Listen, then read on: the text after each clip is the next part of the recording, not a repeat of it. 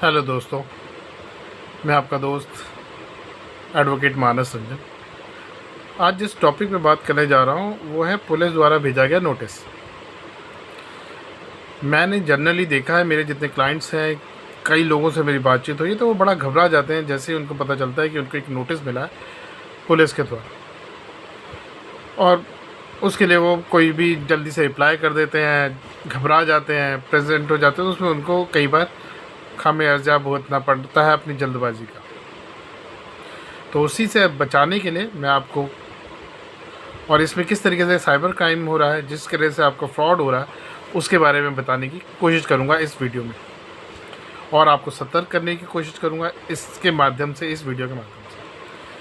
पहले तो जानें कि अगर आपको एक कॉल आता है पुलिस का, पुलिस स्टेशन की, मैं फ़लाना पुलिस स्टेशन से बोल रहा हूँ और आपके अगेंस्ट फ़लाना फ़लाना कंप्लेंट हो रखी है, तो आप उनसे सीधा पूछिए, सर आपका नाम क्या है, आपकी डेजिग्नेशन क्या है, आप कौन से पुलिस स्टेशन से बोल रहे हैं, मेरी एफआईआर नंबर, मेरा कंप्लेंट नंबर क्या है, कंप्लेंट किसने की है, क्या की है। अगर वो सारी चीज़ें बताता है तो ठीक है, अगर नहीं बताता है तो बोलिए उनको क्लियर, सर आप मुझे नोटिस भेजिए, फिर मैं प्रेजेंट होऊंगा। और आपको घबराना नहीं है, और नोटिस को रिसीव भी करना है, चाहे वो किसी भी माध्यम से दिया गया।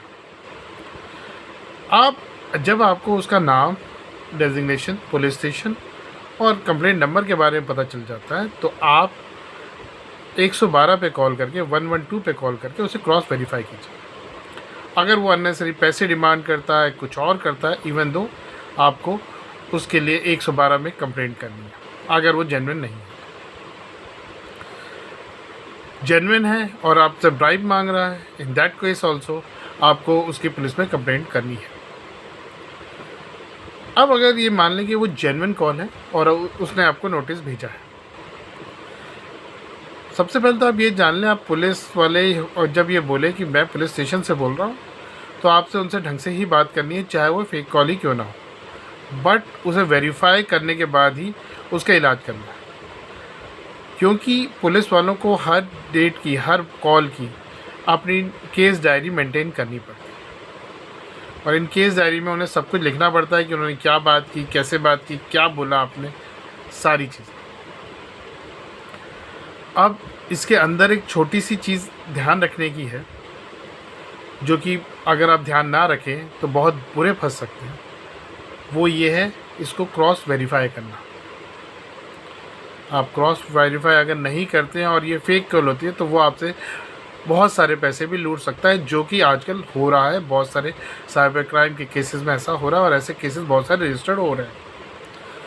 तो आपके लिए ये है कि आप इसे जागरूक बनिए, जागरूक बनिए। और आपको किसी भी तरीके की कोई मदद चाहिए तो हमें संपर्क करें। संपर्क करना चाहे तो संपर्क करें 8527610123 पर।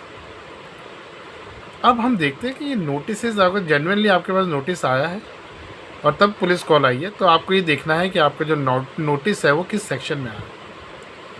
क्या ये 160 में आया है, क्या ये 91 CRPC में आया है, क्या ये 41A CRPC में आया है। अगर ये सेक्शन नंबर 160 CRPC में आया है तो आपको घबराने की बिल्कुल भी ज़रूरत नहीं है। आप सीधा इन्वेस्टिगेशन ज्वाइन कर सकते हैं। ये जनरली होता है 160 का आने का मतलब कि पुलिस ने आपको किसी क्राइम के जगह के आसपास की इन्फॉर्मेशन लेने के लिए आपको कॉल किया, ये पूछने के लिए कि सर आप उधर थे तो आपने देखा क्या था, कोई एक्सीडेंट हुआ था तो उस एक्सीडेंट के बारे में पूछेंगे, कोई चोरी हुई थी, कोई मर्डर हुआ था उसके बारे में पूछेंगे, दैट्स इट। आपका फ़ोन उधर ना ऑन था तो उसके हिसाब से पूछेंगे, सर आपका फ़ोन उधर ही था, क्या आपने उसमें कुछ देखा था, तो वो उसके बारे में इंफॉर्मेशन लेंगे, दैट्स इट। इतना ही उस नोटिस का मतलब। अगर आपको 91 में आया है CRPC के नोटिस, तो आपको थोड़ा सतर्क होने की ज़रूरत है। इसका मतलब पुलिस को पता है कुछ डॉक्यूमेंट्स हैं जो पुलिस की इन्वेस्टिगेशन में मदद कर सकते हैं, और वो आपके पास है। उस केस के अंदर आपको 91 का नोटिस मिलने के बाद ही अपने एडवोकेट से कंसल्ट करना है, और फिर उसका रिप्लाई देना है और फिज़िकल प्रेजेंट होकर उसका रिप्लाई देना है। जनरली ये नोटिस आता है 91 का सीआरपीसी में आपके पास तभी आता है जब आपके ऊपर कोई डाउरी का केस हो, कोई मेंटेनेंस का केस चल रहा हो, कोई डिवोर्स का केस चल रहा हो, डोमेस्टिक वायलेंस का केस चल रहा हो। इन दैट केस ही आपके पास ये नोटिस आता है 91 सीआरपीसी। अब आते हैं तीसरा 41A सीआरपीसी। जब आपके पास नोटिस 41 सीआरपीसी का आ जाता है तो आपको सतर्क होने की ज़रूरत है। इसका मतलब ये है कि पुलिस को पता है आपकी डायरेक्ट इन्वॉल्वमेंट या इनडायरेक्ट इन्वॉल्वमेंट उस केस में है जिस केस के विषय में वो बात कर रहे हैं। 41A का नोटिस जनरली आफ्टर FIR ही भेजा जाता है as per law, but in regular practice हमने ये देखा है और केसेस में हुआ है कि कंप्लेंट के बेस में भी 41A का नोटिस भेज दिया जाता है। तो इसलिए सतर्क होने की ज़्यादा ज़रूरत हो जाती है। इसमें आपका रिप्लाई तो आपको इमीडिएटली एज सुन एज अपने एडवोकेट से डिस्कस करके देना है, बट फिज़िकल प्रेजेंट आपके एडवोकेट से बात करने के बाद ही देनी है, क्योंकि इस 41A के नोटिस के बाद पुलिस चाहे तो डिटेन करने के बाद कुछ समय डिटेन करने के बाद आपको अरेस्ट भी कर सकती है।